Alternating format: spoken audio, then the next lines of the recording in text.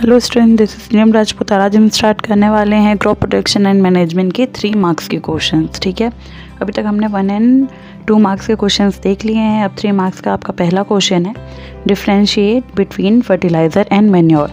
Manure fertiliser में क्या difference होता है। ठीक है, पहला है आपका, a fertilizer is an inorganic substance. जो फर्टिलाइज़र होता है वो इनऑर्गेनिक सब्सटेंस होता है, ये केमिकल से मिलके बनता है। ठीक है, इसमें कोई भी ऑर्गेनिक आपका कंपाउंड नहीं होता है। Manure is a natural substance obtained by the composition of cattle dung, human waste and plant residues. मतलब जो मैन्योर होता है वो बिल्कुल नेचुरल तरीके से बनाया जाता है।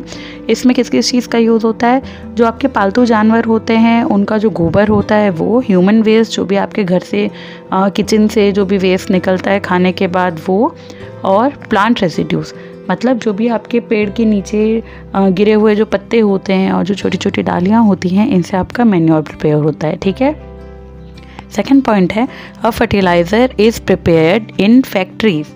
जो फर्टिलाइज़र होता है वो फैक्ट्रीज़ में बनाया जाता है। Manure can be prepared in the field. जो मैन्योर होता है वो जो खेत है उसमें बनाया जाता है। खेत में एक छोटा सा गड्ढा किया जाता है और उसमें ही ये जितनी भी आपकी चीज़ें होती हैं, जैसे कि क्या क्या बताया मैंने आपको, cattle dung, human waste and plant residues. ठीक है, इन्हें उस गड्ढे में डाल के ऊपर से एक मिट्टी की परत ढक दी जाती है, जिसकी वजह से उसके अंदर धीरे धीरे टेम्परेचर की वजह से और जो आपके माइक्रोब्स होते हैं उनकी हेल्प से मैन्योर रेडी हो जाता है। ठीक है, थर्ड पॉइंट है, a fertilizer does not provide any humus to the soil. अब जिस तरीके से आप दवाई लेते हैं या मेडिसिन लेते हैं तो वो आपकी बॉडी पे डायरेक्टली असर करता है, उसी तरीके से जो फर्टिलाइज़र होता है वो सॉइल को कोई भी ताकत नहीं देता, वो सीधे जो आपके प्लांट्स होते हैं उन्हें ताकत पहुंचाता है। Okay, manure provides a lot of humus to the soil. लेकिन मैन्योर जो होता है, जो आपकी खाद होती है, जो नेचुरल तरीके से बनाई जाती है, वो आपके पेड़ों को ताकत देने के साथ साथ जो सॉइल है उसमें भी सारे के सारे न्यूट्रिशंस को दोबारा डालने का काम करता है। ठीक है, fertilisers are very rich in plant nutrients such as nitrogen, phosphorus and potassium. जो फर्टिलाइजर्स होते हैं उसमें कौन कौन से न्यूट्रिशंस होते हैं, nitrogen, phosphorus and potassium. Okay, manure is relatively less rich in plant nutrients. अब जो मैन्योर होता है, जो खाद होती है, उसमें न्यूट्रिएंट्स होते तो हैं लेकिन फर्टिलाइजर्स के मुकाबले कम होते हैं। ठीक है, तो ये था आपका पहला 3 मार्क्स का क्वेश्चन। सेकंड क्वेश्चन है, list all the activities practice during cultivation of crops. अब जब भी आप खेती करते हैं, ठीक है, तो उसमें आप कौन कौन सी एक्टिविटीज़ करते हैं वो आपको लाइन से बतानी है, स्टार्टिंग से लेकर एंडिंग तक। तो अभी मैं आपको पिक शेयर करती जा रही हूँ और एक एक करके मैं उसका नाम लेती जा रही हूँ, क्योंकि ये 3 मार्क्स का क्वेश्चन है, आपको इसे बहुत ज़्यादा डिटेल में करने की ज़रूरत नहीं है। ठीक है, फर्स्ट है आपका प्रिपरेशन ऑफ सॉइल, यानी कि सॉइल को तैयार करना। सेकेंड है सोइंग, यानी बीज बोना। थर्ड है adding manure and fertilisers, manure यानी खाद और फर्टिलाइज़र यानी उर्वरक मिट्टी में डालना। फोर्थ है इरिगेशन, यानी कि सिंचाई, पानी डालना। ठीक है, पौधों तक पानी पहुंचाना। फिफ्थ है आपका प्रोटेक्टिंग फ्रॉम वीड्स, जो अनवांटेड प्लांट्स हैं, ठीक है, जो हार्मफुल प्लांट्स हैं आपकी क्रॉप्स के लिए, उन्हें हटाना। सिक्स्थ है हार्वेस्टिंग, हार्वेस्टिंग यानी क्या हो गया, जो आपकी तैयार खेती है, जो आपकी तैयार क्रॉप खरी है, बिल्कुल रेडी है, उसे काटना। एंड सेवन्थ है स्टोरेज। अब उसके जो ग्रेन्स हैं उन्हें ड्राई करके प्रॉपर तरीके से जो स्टोर किया जाता है वो आपका लास्ट स्टेप होता है। ठीक है, अब अगला क्वेश्चन है, explain the structure of plug. मतलब जो हल होता है उसका स्ट्रक्चर के बारे में आपको बताना है, कैसा होता है जो हल होता है। हल आपने देखा भी है और बाकी प्लग जो है मैंने आपको पिक में भी शेयर कर दिया है। Plug is a tool use since ancient times for tilling soil, adding manure etcetera. जो प्लग होता है, हल होता है, वो किस बहुत पुराने टाइम से यूज़ होता आ रहा है। और ये किस किस चीज़ में यूज़ होता है, एक तो सॉइल को उलटने पलटने में, ठीक है, उसे दरदरा बनाने में, और उसमें मैन्योर ऐड करने के लिए भी। ठीक है, ये 2 चीज़ें हो गई आपकी। This implement is made of would. ये जो आपका हल होता है, प्लग होता है, ये लकड़ी का बना होता है। It contains a strong triangular iron strip called plug share. ये जो आप इसमें पिक में भी देख रहे हैं, एक ट्रायंगुलर शेप की आयरन स्ट्रिप होती है, ठीक है, जिसे हम प्लग शेयर कहते हैं। Okay, the main part of the plug is a long would called plug shaft. अब देखो जो आपका प्लग शेयर है, इससे एक लंबा सा डंडा गया हुआ है, वुड का बना हुआ, इसे हम बोलते हैं plug shaft. There is a handle at the one end. अब देखो एक तरफ तो हैंडल बना हुआ है and the other end is attached to the beam, और जो दूसरा सिरा है वो बीम से अटैच्ड है, ठीक है, प्लेस्ड ऑन द बुलॉक्स नेक। अब जो बैल होता है, जो आप खेती करने के लिए आपने जो भी जानवर यूज़ कर रहे हैं, तो जो दूसरा पार्ट है वो उसके गले से जोड़ दिया जाता है। तो इस तरीके से जो आपका ट्रेडिशनल हल था या ट्रेडिशनल प्लग था वो इस तरीके से यूज़ होता था। क्वेश्चन नंबर 4 है, what are the advantages of manure. अब मैन्योर जो है, जो खाद है आपकी, नेचुरल खाद होती है, ऑर्गेनिक होती है, इसके एडवांटेजेस क्या क्या होते हैं ये बताने हैं आपको। ओके, फर्स्ट है it enhances the water holding capacity of the soil. अब देखो जो मिट्टी है, आप उसमें खेती कर रहे हैं तो सिंचाई करते हैं, इरिगेशन करते हैं।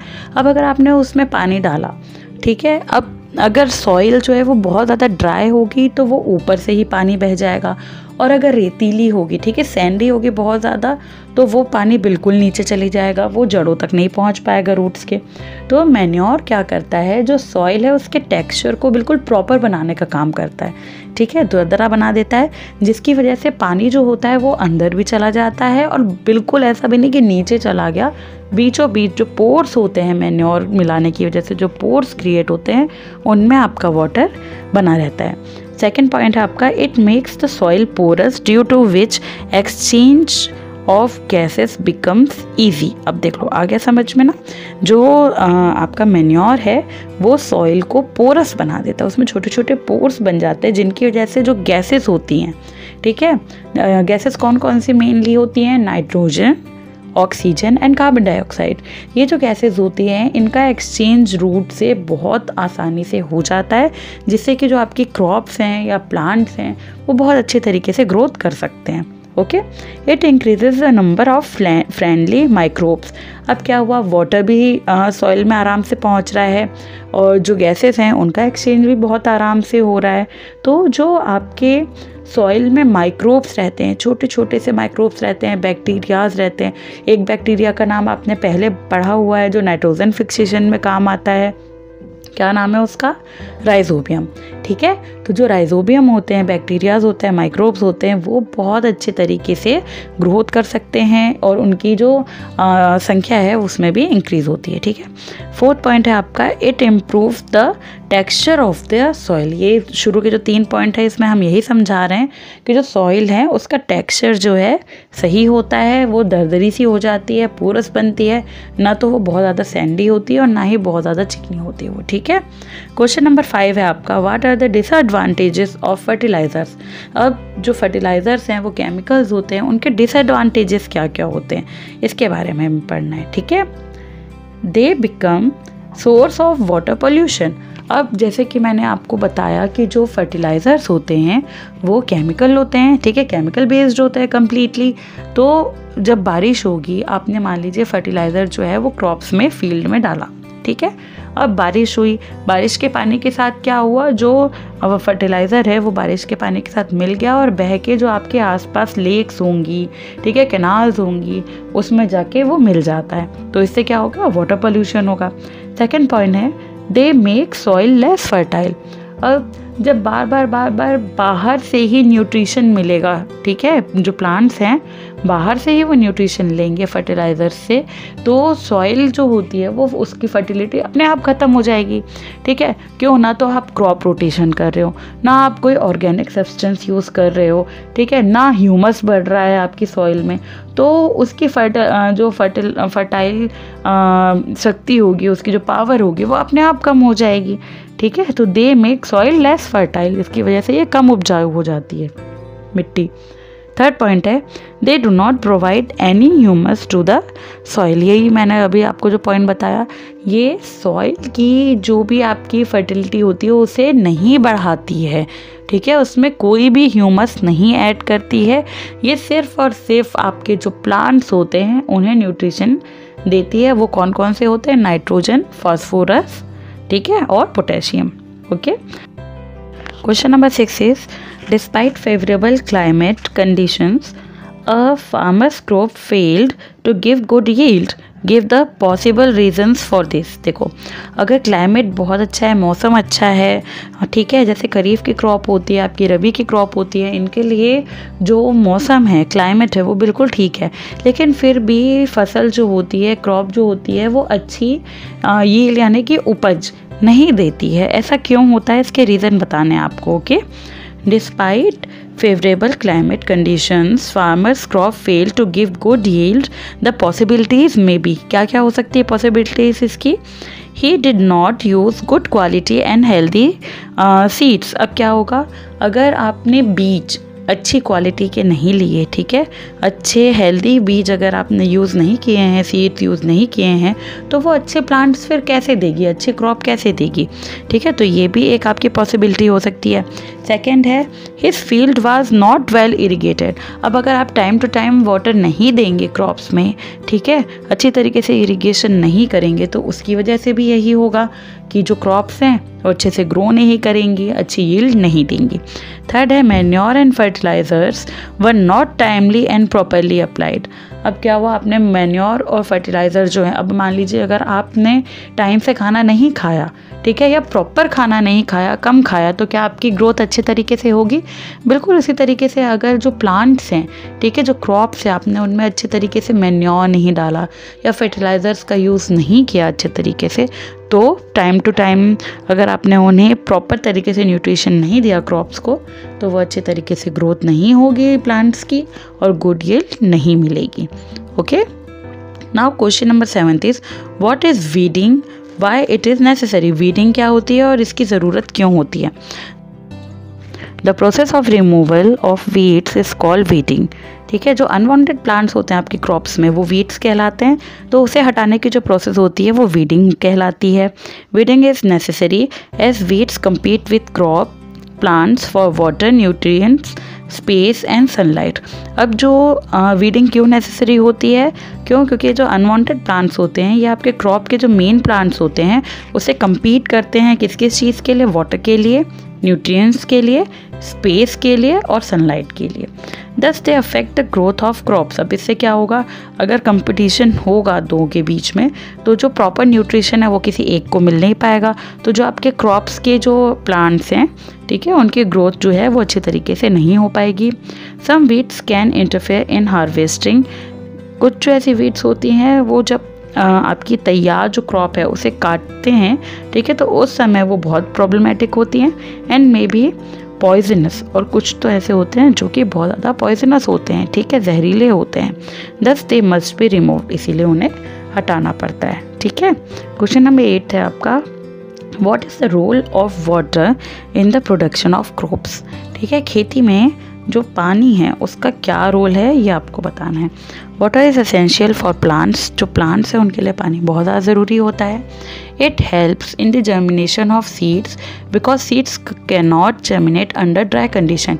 जो बीज आप बोते हैं, ठीक है, तो जो उनसे जो पौध निकलनी शुरू होगी, सीडलिंग्स निकलनी शुरू होगी, उसके लिए जर्मिनेशन के लिए बहुत ज़्यादा ज़रूरी है पानी का होना। क्यों? क्योंकि अगर आपकी सॉइल जो है अगर वो ड्राई होगी तो जर्मिनेशन नहीं होगा। Nutrients dissolves in water get transported to each part of the plant, ठीक है। अब जो पानी है, पानी में जितने भी आपके न्यूट्रिशंस हैं सॉइल में वो डिज़ोल्व हो जाएंगे और जो भी आपके प्लांट्स के पार्ट्स हैं जैसे कि फ्लावर, रूट से होते हुए कहाँ कहाँ जाएगा? स्टेम, ठीक है, फिर उसके बाद लीव्स, फ्लावर, फ्रूट्स, यहाँ तक इन सारी चीज़ों में जो भी न्यूट्रिशंस हैं वो वाटर में डिज़ोल्व होके ही पहुँचते हैं। Okay, it protects the crop from Frost and hot air currents, ठीक है। अब ये जो वाटर होता है ये आपके जो खेती है उसके प्लांट्स को बहुत ज़्यादा ठंड से और बहुत ज़्यादा गर्मी से बचाता है। Water is important for proper growth. जो वाटर होता है, पानी होता है, वो प्रॉपर ग्रोथ के लिए बहुत ज़रूरी होता है। And development of flower, fruit and seeds of plants. ठीक है, एक तो प्लांट के ग्रोथ के लिए भी बहुत ज़्यादा ज़रूरी होता है और दूसरा फ्लावर बनने के लिए, फ्रूट अच्छे तरीके से बने इसके लिए, और फ्रूट से ही सीड्स बनते हैं, वो अच्छे तरीके से बने इसके लिए वाटर का होना बहुत ज़्यादा ज़रूरी होता है। Along with water minerals and fertilisers are also absorbed. अब जब रूट जो होती है वो सीधे सीधे मिनरल्स और फर्टिलाइजर्स को अब्जॉर्ब नहीं करती है, ये दोनों जो होते हैं ये वाटर में डिसॉल्व हो जाते हैं। इसके बाद जो प्लांट है वो उसे अब्जॉर्ब कर लेता है। ठीक है, plants contain nearly 90% of water. Plants जो होता है उसमें लगभग 90% तक का वाटर होता है। The time and frequency of irrigation varies from crop to crop. अब समय और किस तरीके से कितने टाइम में पानी देना है ये अलग अलग फसल पे डिपेंड करता है। सॉइल टू सॉइल, मिट्टी अलग अलग तरीके की मिट्टी पे डिपेंड करता है। एंड सीज़न टू सीज़न, अलग अलग जो आपके सीजन्स होते हैं उस पर डिपेंड करता है। ठीक है, जैसे क्रॉप कौन कौन सी होती है, खरीफ की क्रॉप है, रबी क्रॉप, ये दोनों अलग अलग होते हैं। तो एक जो होती है वो ठंड के टाइम पे होती है, एक गर्मी के टाइम पे होती है। तो इसमें दोनों में ही अलग अलग पानी की ज़रूरत होती है, क्वांटिटी की। वैसे soil to soil, dry soil है तो उसमें ज़्यादा लगेगा, बाकी मीडियम या चिकनी है तो उसमें कम लगेगा। सीज़न, अगर गर्मी का टाइम है तो उसमें ज़्यादा आपको इरिगेशन करना पड़ेगा, लेकिन ठंड का टाइम है तो कम। तो इन सारी चीज़ों का बहुत असर पड़ता है आपकी क्रॉप प्रोडक्शन पे। ओके, अब 5 मार्क्स के क्वेश्चन नेक्स्ट पार्ट में करेंगे। Thanks for watching.